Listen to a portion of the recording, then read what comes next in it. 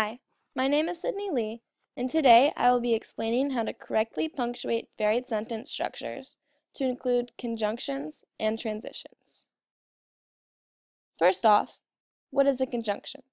A conjunction, as defined by Merriam-Webster Dictionary, is an uninflected linguistic form that joins together sentences, clauses, phrases, or words. In other words, a conjunction is the connecting word in a sentence. When using sentences with conjunctions, you want to use independent clauses. An independent clause is a complete sentence with a subject, which is usually a noun or pronoun, and a predicate, which always includes a verb. For example, in the sentence, birds fly, birds is the subject and fly is the predicate. In a more complex sentence, there can be multiple subjects and there can be multiple verbs in the predicate. Sometimes the verb can come before the subject. A common mistake when using sentences with conjunctions is using dependent clauses. These are clauses that cannot stand on their own.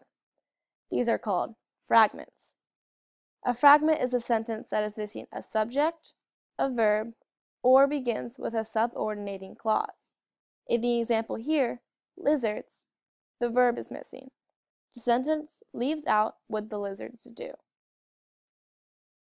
Knowing this, you should be using only independent clauses when inserting conjunctions into your sentences. To do this, use the formula independent clause, comma, conjunction, independent clause, or I, comma, CI for short. In the example here, birds fly, but lizards do not. You can see that this rule is followed. There is a comma before the conjunction. This is a rule that must always be followed when you insert a conjunction between two clauses. Now,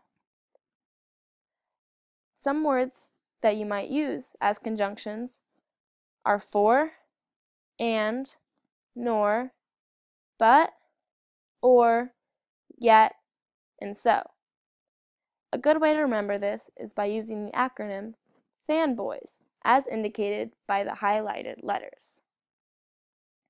Now, on to transitions. Transitions are words that are used to help readers move from thought to thought. To incorporate transitional phrases into your ideas, they should be set off by commas. For example, in this sentence, the transitional phrase, in fact, is followed by a comma. Likewise, when a transitional phrase is in the middle of a sentence, it needs to be set off by commas. This means a comma needs to come before and after the phrase. In this sentence, the transitional phrase, in fact, is preceded by a comma and followed by a comma, as indicated by the highlighted portion. There are 8 types of transitional words that you might use. The first is cause and effect.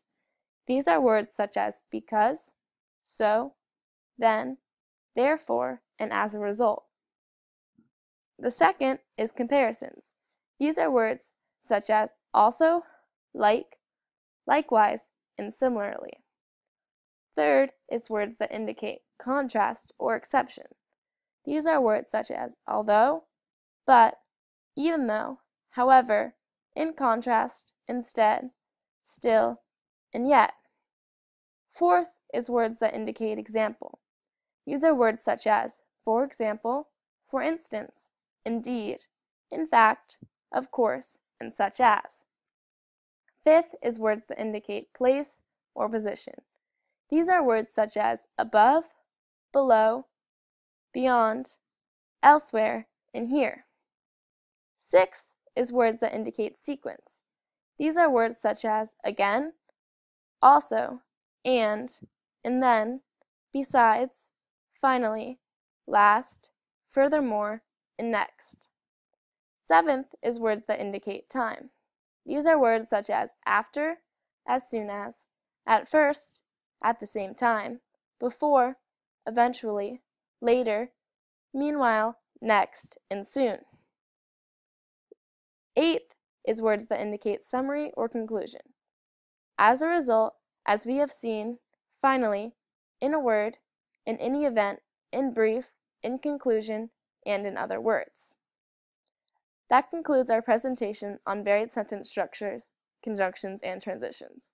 Thanks for watching!